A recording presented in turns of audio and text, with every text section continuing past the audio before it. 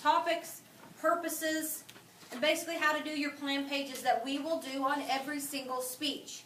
I'm going to give you a sample plan page that are sample plan pages from our first two speeches and talk about the ways that you're going to do it. First thing I want to go over is selecting a topic and a purpose. Those are going to be the first things on your plan page.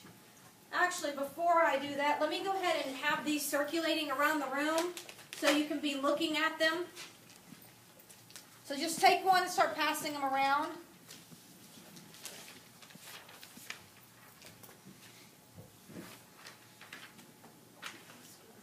Okay, first thing we're going to do is talk about your general purpose.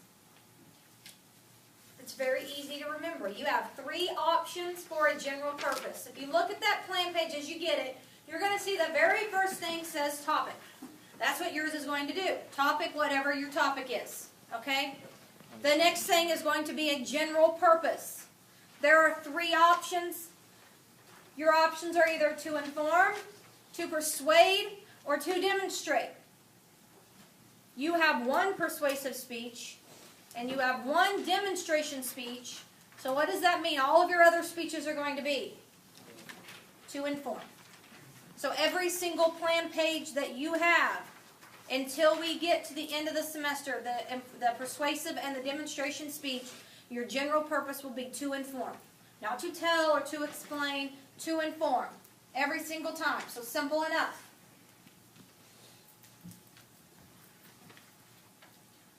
So the single infinitive phrase, and it states what the speaker hopes to accomplish. This is for your specific purpose.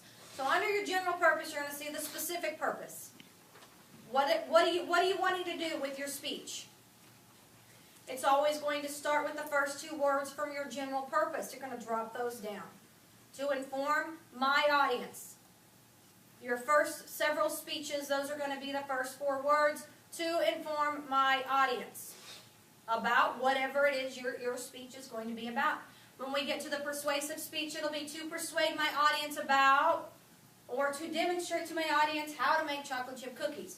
But for right now, it's going to be to inform my audience about whatever it is. The guidelines are, it's a full infinitive phrase. It's a statement, not a question. And avoid figurative language. We're going to have a few examples here on that.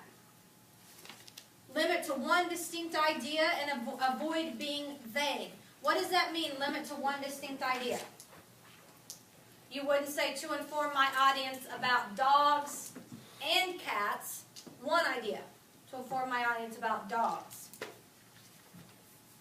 Some examples, ineffective. Wouldn't be 3D technology. You notice the first four words.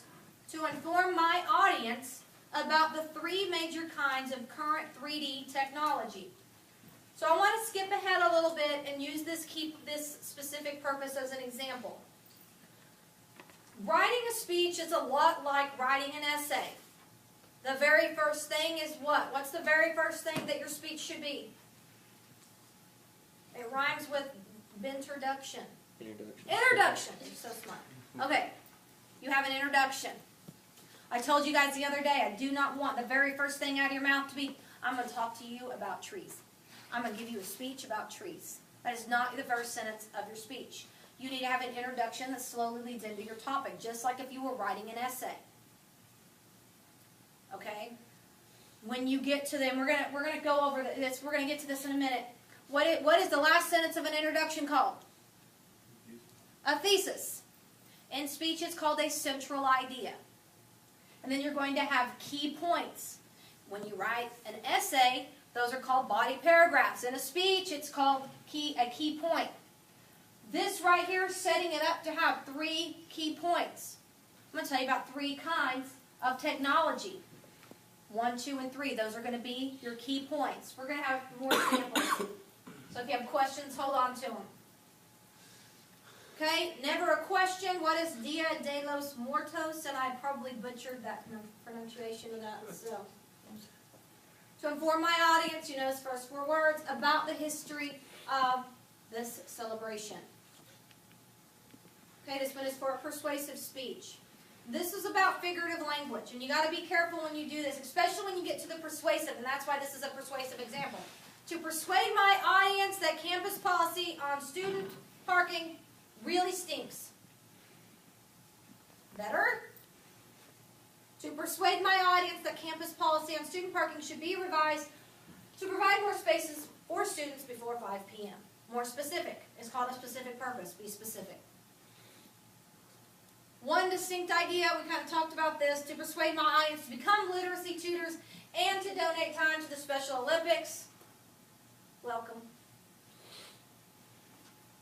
Choose one.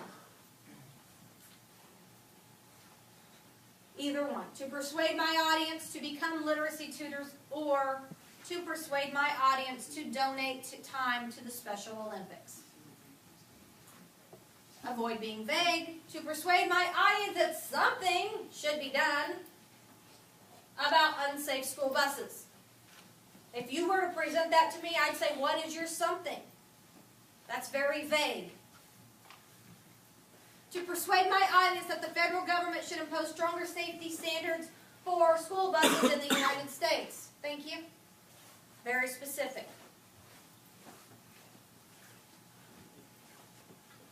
You have to ask yourself these questions when deciding on your specific purpose. Does it meet the assignment? Meaning, is it to inform? Are you saying to inform when it really should be to persuade? Can you accomplish it in the time allotted?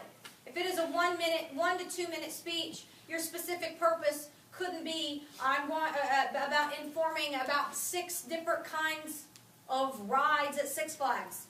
That's too many.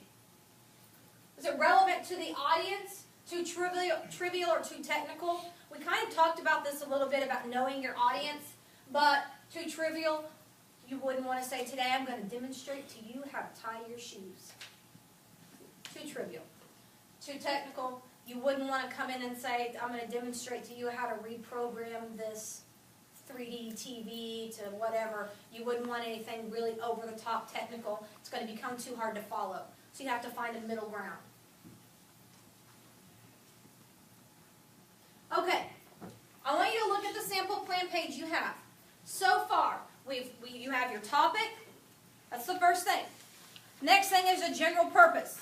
It will be to inform every single time until we get to the persuasive speech.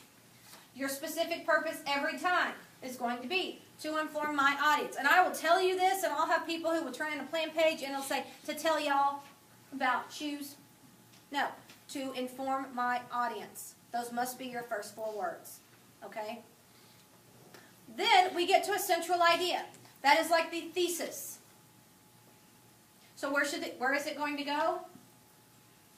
First. Where at? First where?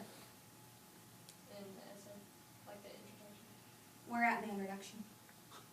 The end. Very end. So it's going to be the last sentence in your introduction. It is a full sentence, and it has the major points of your speech. We talked about you're going to have the key points. It's kind of the same thing as a specific purpose. Don't ask us a question, figurative language, be vague. I don't want to spend much time on that. Let's have some examples here. Ineffective problems of fad diets. So you couldn't have an introduction and then have that one sentence speak, problems of fad diets.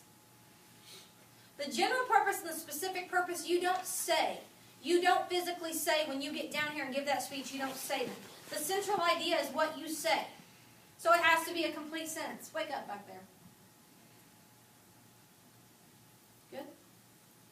Who, me? Yeah. I'm not asleep. Okay. Just making sure. Oh, okay. All right.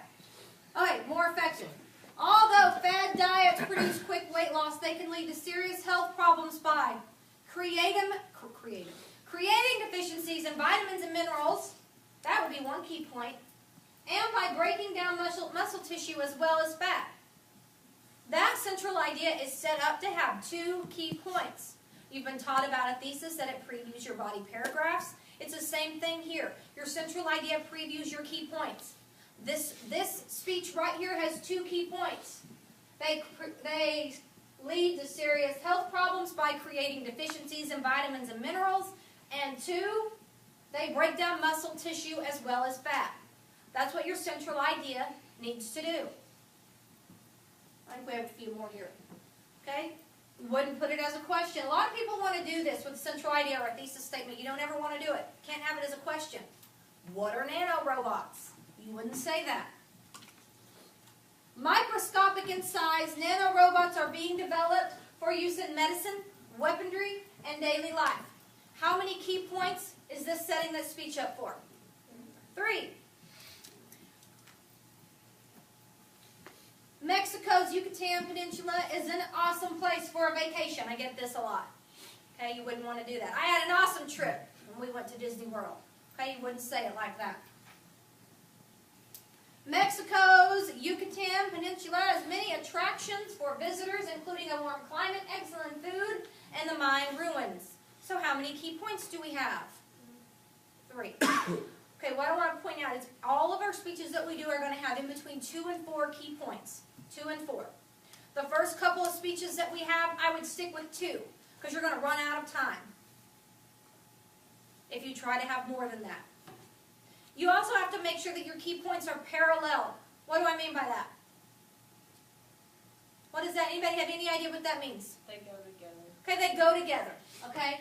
So we wouldn't want to have this and say, has many attractions for vacationers, including a warm climate, excellent food, Mayan ruins,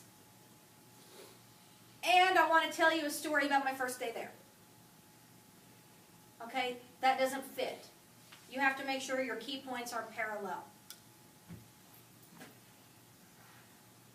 Avoid being vague. Same things with your specific purpose.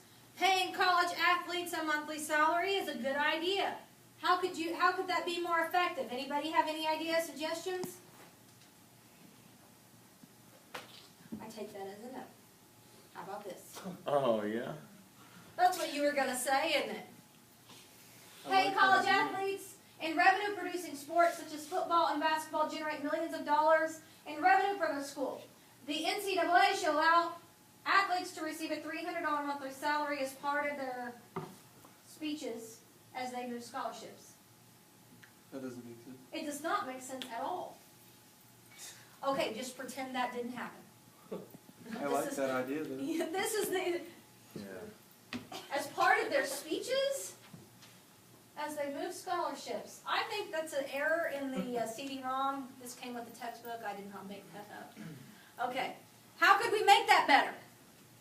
Maybe they knew I was asking you guys to give an example. How could you make that a good central idea? One way to ensure when you give your speeches, you're going to have a rubric, and on the rubric there's a spot for a central idea. It's worth 10 points. So if you forget this one sentence, that is a 10-point deduction. So you have to make sure you have that in there.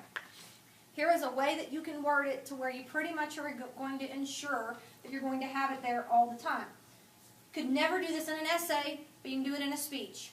You'd say your introduction. This better not be the first word out of your mouth, because then you've missed your introduction. You may have points for your central idea, but you've missed out on your introduction. So today I'm going to tell you about dogs and 3 different breeds: the Lab, the Golden Retriever, and the Pit Bull. Okay, so how many key points did I set that speech up to have? 3.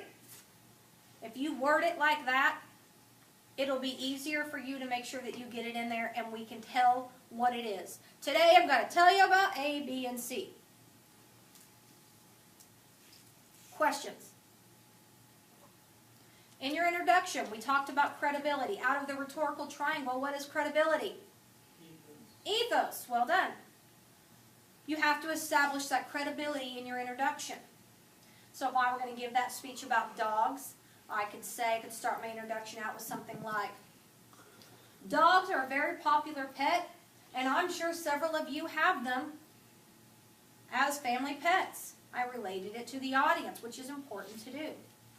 I have a dog myself, and anybody who knows me knows I am very over the top when it comes to my dog. That's my credibility statement. One sentence, it wasn't anything huge. Because of my love of dogs, today I'm going to tell you about 3 popular breeds: the Lab, Golden Retriever, and the Poodle, or Pit Bull. Not poodles, I hate poodles. Okay? Questions? I want you to look at your plan page. What do you notice about the central idea on both of them?